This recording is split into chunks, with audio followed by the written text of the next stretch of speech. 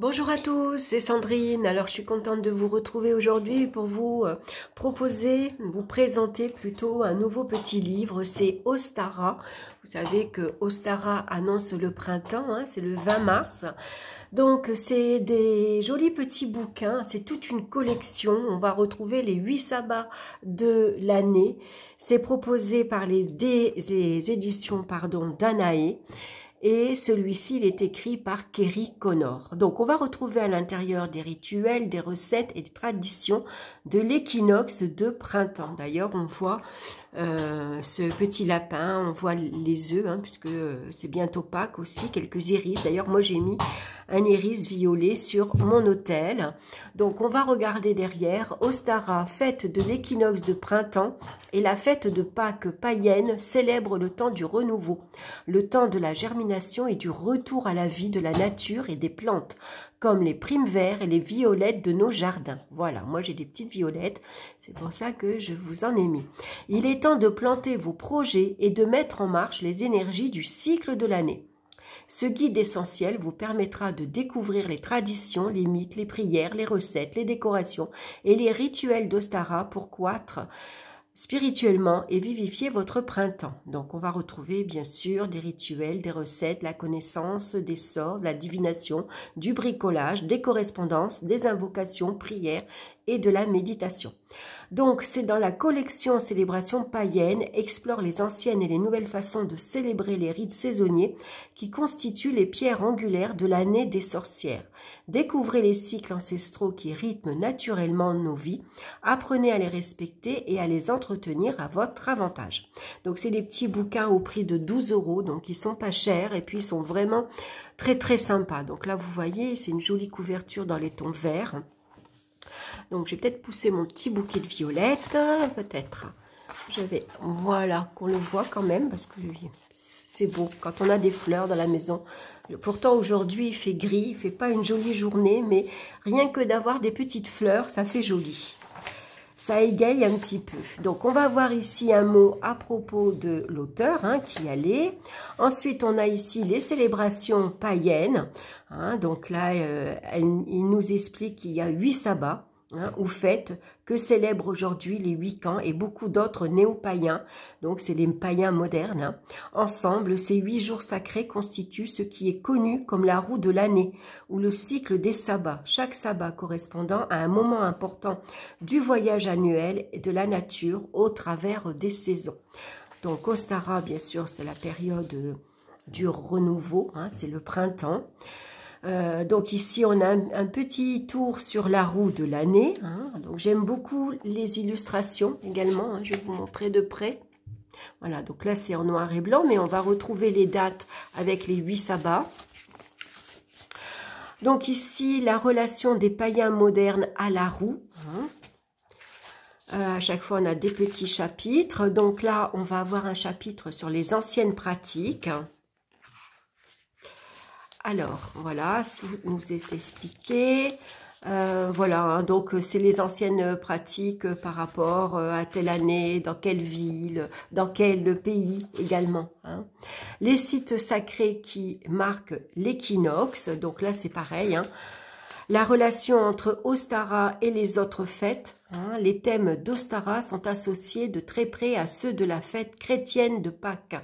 Même si ces deux événements ne sont pas toujours très proches l'un de l'autre sur le calendrier, Pâques tombe le premier dimanche après la première pleine lune qui se produit soit à l'équinoxe de printemps, soit après. Sauf si cette pleine lune tombe elle-même un dimanche, auquel cas Pâques est reportée d'une semaine. On débat encore pour savoir si Pâques a oui ou non été volé à Ostara ou à une autre fête équinoxiale pré-chrétienne de la fertilité ou si c'est le contraire. Donc à Pâques, pour les chrétiens, on fête la résurrection de Jésus-Christ, considéré comme le Fils de Dieu, sacrifié 3 jours plus tôt, le vendredi saint. Ceci offre un parallèle avec les thèmes de la résurrection et de la renaissance que partage souvent Ostara. Voilà, là je vous lis quelques exemples pour bien comprendre en fait à quoi est associé Ostara. Donc la célébration des divinités du printemps. Hein. Donc, par exemple, Perséphone, la fille de Déméter, déesse des récoltes et de la moisson, avait été enlevée par Hadès. Déméter, désespérée de la disparition de sa fille, était incapable de s'occuper des récoltes qui ont commencé à se flétrir. Zeus envoya Hermès demander à Hadès de libérer Perséphone afin que les récoltes ne meurent pas entièrement et que les êtres humains puissent vivre. Hermès fit un marché avec Hadès, ce qui permit à Perséphone de revenir auprès de sa mère au printemps pour 6 mois. Donc, chaque année, à la fin de cette période, elle devait retourner dans le monde souterrain pour y vivre comme la reine d'Hadès. Déméter, qui se réjouit le retour de sa fille, garantit qu'à chaque printemps, les fleurs s'épanouissent pour l'accueillir. C'est pour ça que c'est la période de renouveau. Donc là, si vous avez un autel pour le printemps, vous pouvez donc associer, vous pouvez mettre une image de Perséphone, par exemple. Donc là, elle va nous parler après de la déesse romaine des fleurs Flora, de la déesse nordique Freya, de la déesse hindoue Rati. Voilà, il nous parle de plusieurs déesses. Enfin, elle nous parle parce que c'est Kerry Connor, qui a écrit ce petit livre.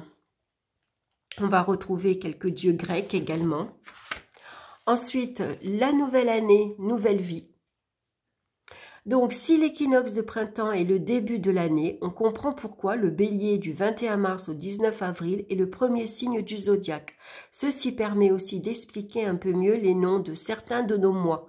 Il peut sembler étrange qu'on donne au 9e mois le nom de septembre, du latin sectem qui signifie 7, au 10e mois le nom d'octobre, du latin octo 8, et ainsi de suite. Voilà, bon, je ne vous lis pas tout, vous le découvrirez. Ensuite, on va voir un autre chapitre, ça va être les nouvelles pratiques. Donc, à chaque fois, on a de jolies images qu'on peut colorier d'ailleurs, si vous voulez. Donc, le printemps est dans l'air, les jeunes animaux gambadent dans la forêt et caracolent dans les prairies. Les fleurs sortent de terre et s'épanouissent parfois même à travers la neige. Les arbres produisent des bourgeons, chaque jour un peu plus gros. Certains donneront bientôt des fleurs qui vont se transformer en fruits et d'autres formeront des feuilles qui aideront les arbres à obtenir les nutriments dont ils ont besoin pour grandir. Donc là, moi, en ce moment, autour de la maison, j'ai beaucoup d'amandiers en fleurs. C'est très joli, ça fait des petites fleurs roses. C'est vraiment joli. Donc, les activités saisonnières, il y a de nombreux moyens de fêter donc la saison d'Ostara. Je dis la saison d'Ostara car bien des gens ne se contentent pas d'une seule journée de fête. Si vous pouvez consacrer un jour spécifique à un rituel, ceci ne signifie pas que la célébration doit se limiter à ce jour-là. Bien sûr, à Ostara, bien sûr, on va généralement planter. Alors, ça serait intéressant, par exemple, si vous avez un projet, une idée, quand vous replantez une plante ou si vous plantez des graines de fleurs, si vous plantez des tomates, par exemple, c'est en même temps que vous plantez cette graine, c'est d'imaginer que c'est votre projet que vous plantez et que vous allez voir tous les jours grandir.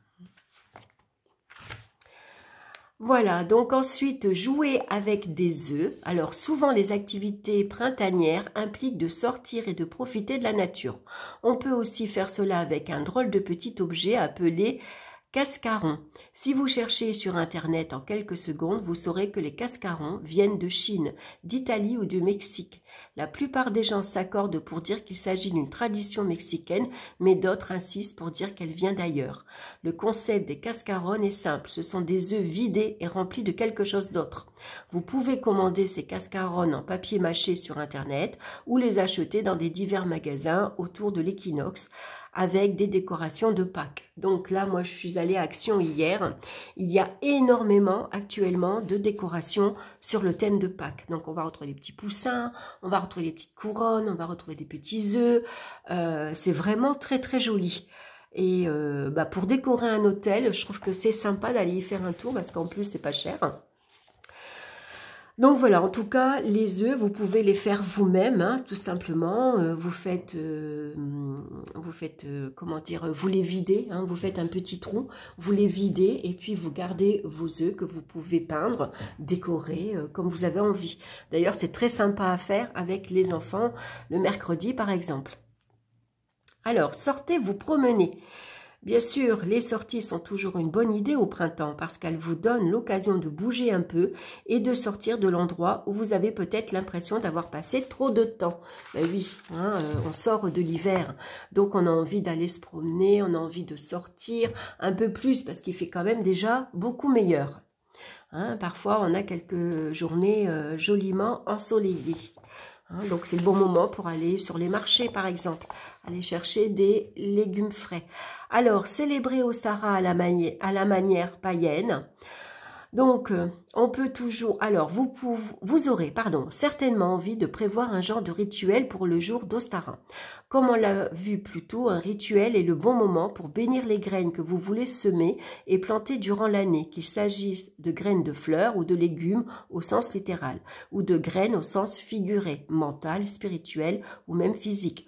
Mais vous souhaiterez peut-être inclure d'autres aspects dans votre rituel ou votre cérémonie. Donc, on peut y intégrer, bien sûr, des méditations guidées, pourquoi pas. Hein.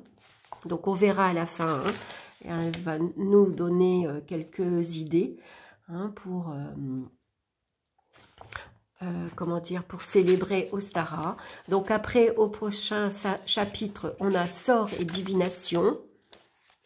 Donc, chaque sabbat est un bon moment pour travailler avec différentes énergies porteuses de changement. En définitive, un sort n'est qu'un moyen de provoquer un changement. Les sorts de cette section vont donc traiter de la manière dont vous pouvez faciliter la manifestation de certains changements dans votre vie en travaillant avec les énergies d'Ostara et de l'équinoxe. Nous étudierons aussi le type de questions qui peuvent être posées dans vos travaux de divination en cette saison. Donc, on va retrouver ici un sort pour faciliter un changement difficile. Hein. Donc, comment faire, ce que vous devez réciter également. Un autre sort pour restaurer l'équilibre dans votre vie. Donc, tout est expliqué, ce que vous avez besoin et ce que vous avez besoin de réciter. Un sort d'attraction amoureuse, le printemps est dans l'air. Hein, si vous êtes célibataire et que vous avez envie de rencontrer l'âme sœur. Donc, des œufs de bénédiction, ensuite. Nettoyage et divination par l'œuf. Qu'est-ce qu'on va retrouver d'autre? Divination par l'omancie. Donc, cette pratique est l'art de la divination par les œufs et vient du grec on, œuf ou mantea, divination. On l'appelle aussi oscopie, omancie ou ovomancie. Voilà, donc là, on va faire la divination avec les œufs. Ensuite, on va faire la divination par la fleuromancie. Donc, la divination par les fleurs porte le nom de floromancie.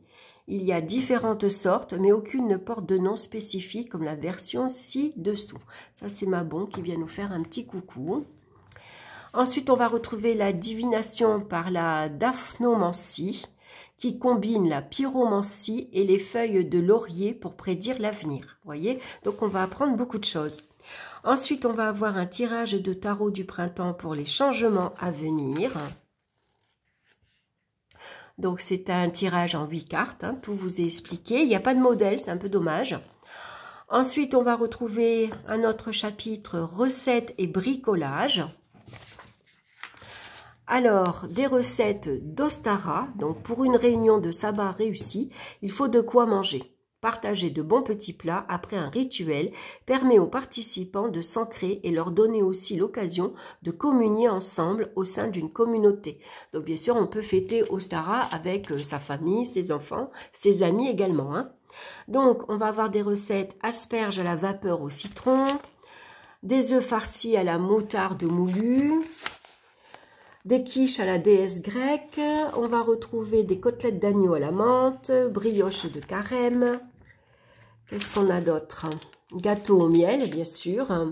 Jambon et sauce au persil, purée de pommes de terre à la nette et au fromage. Voilà, des soupes également. Bon, voilà, là, on a plein de petites recettes. Ensuite, pour le bricolage, donc les cascarones, donc il vous faudra des coquilles d'œufs évidées, de quoi les remplir, hein, des paillettes, poudre de craie, confetti, des herbes, ce que vous voulez, de quoi les décorer, du scotch et de la colle, et puis on va avoir ici tout comment faire. Alors, ensuite on a pierres de jardin peintes, donc vous pouvez aller ramasser en vous promenant des pierres plates. Alors attendez, vous savez ce que je vais faire? Je vais allumer. parce que je trouve qu'il fait sombre. Je ne sais pas si vous voyez bien le livre. En plus que maman, il s'est mis sur le bureau. Ah mince, le pauvre, je l'ai fait sauver. Voilà, allez, un petit peu de lumière, ça ira mieux parce que c'est vrai que c'est assez sombre. Donc, si vous pouvez aller en vous promenant, ramasser des pierres dans votre jardin, des pierres plates, bien sûr, vous pouvez les peindre. Hein. Vous pouvez peindre des symboles qui correspondent à Ostara. Vous pouvez les vernir, mettre des paillettes, enfin ce que vous voulez. Hein. Voilà, tout est expliqué. Un terrarium d'Ostara. Donc là, par exemple, elle vous propose de prendre un vieux livre, de le creuser. Le livre, on fait, voilà... Hein, vous creusez les pages, vous les enlevez, vous mettez un peu de terre et vous pouvez mettre des plantes à l'intérieur, ce qui est très sympa et ça fait très très joli. Puis vous pouvez le décorer avec des petits personnages, vous pouvez mettre des petits cailloux, voilà, ça je trouve ça sympa. Vous voyez, ça fait ça en fait, je vous montre. Voilà, avec le livre, on creuse au milieu, on enlève les pages, on met de la terre et on met des plantes. Et je trouve ça super à l'intérieur d'un livre. Hein, souvent, on a des vieux bouquins qu'on ne lit plus, ou alors sur un vide-grenier, hein, vous pouvez trouver un joli livre avec, par exemple, une couverture en cuir. Voilà, et puis, vous le faites. Alors, ensuite, on va retrouver les prières et invocations. Donc, si vous débutez en méditation, vous devez garder certaines choses à l'esprit. Quand vous choisissez un lieu où méditer, souvenez-vous, en extérieur, vous pouvez vous relier plus facilement à la nature. Cherchez un endroit où il y a peu de bruit. Hein. Si vous n'avez pas de terrain, essayez un jardin public, par exemple. Au printemps, un emplacement ensoleillé convient sans doute très bien. Si vous méditez en intérieur, choisissez un lieu paisible, calme, où vous serez seul, par exemple. Hein. Voilà, donc il vous donne plusieurs astuces. Méditation pour évaluer l'équilibre dans votre vie. Donc voilà, hein, vous avez toute l'explication d'une méditation. Méditation pour de nouveaux commencements également, hein, donc comment vous devez, voilà, il faut lire en fait, et si vous pouvez l'enregistrer également, c'est encore mieux. Alors moi je vois bien, mais vous ne devez pas voir très bien quand même, hein, je trouve. Je vais voir si je peux rapprocher la lumière. Voilà, parce qu'on ne voit pas super bien. Donc, on va retrouver des prières au Dieu et à la déesse pour faire venir l'équilibre dans votre vie. Prière à la déesse pour un nouveau commencement. Brève invocation pour travailler avec la déesse à Ostara. Brève invocation pour travailler avec le Dieu à Ostara. Les offrandes que vous pouvez faire et que vous pouvez également rajouter sur votre autel. Donc, ensuite, on va passer au rituel de célébration. Donc, un rituel d'Ostara en solitaire, donc l'objectif, le cadre, le matériel, les préparatifs avant le rituel et bien sûr le rituel où tout est expliqué, comment faire et ce que vous devez lire. Hein, vous êtes guidé en fait hein, pour chaque rituel. Voilà, donc ça fait quelques pages, hein, c'est quand même assez long. Ensuite, un rituel d'Ostara pour un coven ou pour un groupe, si vous avez envie de le faire avec vos copines, par exemple. Hein. Donc, c'est pareil, l'objectif, le cadre, le matériel, préparatif avant le rituel, et puis le rituel, comment il va se dérouler et ce que vous allez réciter. Donc, vous êtes guidé là aussi, et là, je trouve ça super, parce que parfois, on ne sait pas comment s'y prendre pour faire un rituel, surtout au début, on ne sait pas quoi dire. Rituel d'Ostara pour 2 personnes, par exemple, hein, si vous êtes en couple. Donc pareil, hein, le rituel, tout est expliqué, ce que vous devez dire, ce que vous devez préparer. Ensuite, on a les correspondances pour Ostara. Donc, des objectifs spirituels et mots-clés, hein, donc nouveau commencement, changement, équilibre, fertilité, force, croissance, lumière, naissance, rajeunissement, renouveau. Tout ça est associé, tous ces noms-là sont associés à Ostara. Les objectifs magiques, donc par exemple pour commencer de nouveaux projets, de l'abondance, pour apporter un changement, pour la croissance, pour le désir, pour l'équilibre, pour la fertilité, pour un nouvel amour, pour la prospérité par exemple. Donc des opérations célébration conseillée. Donc là, on vous conseille des feux de joie. Créer des espaces sacrés et des autels en extérieur. Divination concernant l'année à venir. Préparer et créer des parterres de fleurs. Purifier et protéger le foyer. L'astrologie et association planétaire en plus. Donc après, on va retrouver les archétypes féminins et masculins, les divinités et héros, donc les déesses et les dieux, les couleurs qui sont associées à Ostara, donc argenté, blanc, bleu clair, jaune, rose et vert, les plantes qui sont associées à Ostara, les arbres, les fleurs et les cristaux et pierres. Donc tout ça, les métaux, les animaux totems et créatures mythiques et les parfums, pour huile, encens, pot pourri et qui flotte tout simplement dans l'air. Donc là, on a tout ce qu'il faut pour préparer par exemple son propre autel. Voilà, vous savez les couleurs qu'il faut, les plantes, vous savez les pierres, quels animaux, quelles déesses, voilà. On a tout ce qu'il faut, je trouve ça vraiment bien fait. Ensuite, on va avoir également les arcanes de tarot qui sont associés à Ostara. Les symboles et outils, donc les paniers, les œufs, les lièvres, les graines, les aliments qui sont associés à Ostara également, les boissons, les activités et pratiques traditionnelles, donc par exemple bénédiction du foyer, bénir des graines, cascaronne, chasse aux œufs, commencer à cultiver des plantes d'intérieur, débuter les ensemencements, décorer des œufs et ainsi de suite. Ensuite, on peut aussi également faire partie d'un service communautaire. Autre nom d'Ostara dans d'autres traditions païennes. Fête ou tradition ayant lieu autour d'Ostara dans l'hémisphère nord. La même chose pour l'hémisphère sud. Et puis, on a une bibliographie où vous allez pouvoir retrouver beaucoup de livres qui parlent de Ostara, bien sûr, de la célébration païenne. Alors, c'est des livres essentiellement en anglais, ce qui est un peu dommage. Et puis, si vous avez aimé Ostara, on peut bien sûr aller sur le site. Et puis là, on va découvrir la collection des célébrations païennes. Donc, voilà, on a Belthème, Lita, Lamas, Mabon, Samhain, Yule et Imbolc. Et puis, bien sûr, celui que j'ai entre les mains, Ostara. Voilà. Ensuite, on a le nouveau calendrier païen, terre, air, feu et eau. Voilà, pour travailler avec les 4 éléments de Scott Cunningham. Et puis, aromathérapie magique. Voilà, de Scott Cunningham également. Voilà, donc je trouve que c'est des petits livres super quand on veut apprendre qu'est-ce que c'est que les sabbats, à quoi correspond Ostara. Moi, je trouve que c'est très bien expliqué, c'est simple, facile à comprendre. Et puis, c'est très agréable parce qu'on a plein de petits bricolages, on a des petites recettes, on nous guide pour faire un rituel, pour célébrer Ostara. Alors, on peut le faire le soir, la nuit, mais vous pouvez le faire en pleine journée si vous voulez. Le matin, par exemple, c'est très bien au lever du jour. Voilà, je bug, excusez-moi. Et puis sinon, l'après-midi, par une journée ensoleillée. Donc moi, je trouve que ces petits bouquins, ils sont chouettes. Ils sont pas très chers. On a beaucoup d'informations. Et puis, ils sont vraiment agréables à lire. Alors, vous n'êtes pas obligé de lire le livre du début à la fin. Comme il y a plusieurs chapitres, vous choisissez le chapitre qui vous attire le plus, qui vous parle aujourd'hui. Par exemple, si vous avez envie d'une recette, vous allez directement au chapitre des recettes. Si vous voulez faire du bricolage, vous allez directement au chapitre du bricolage.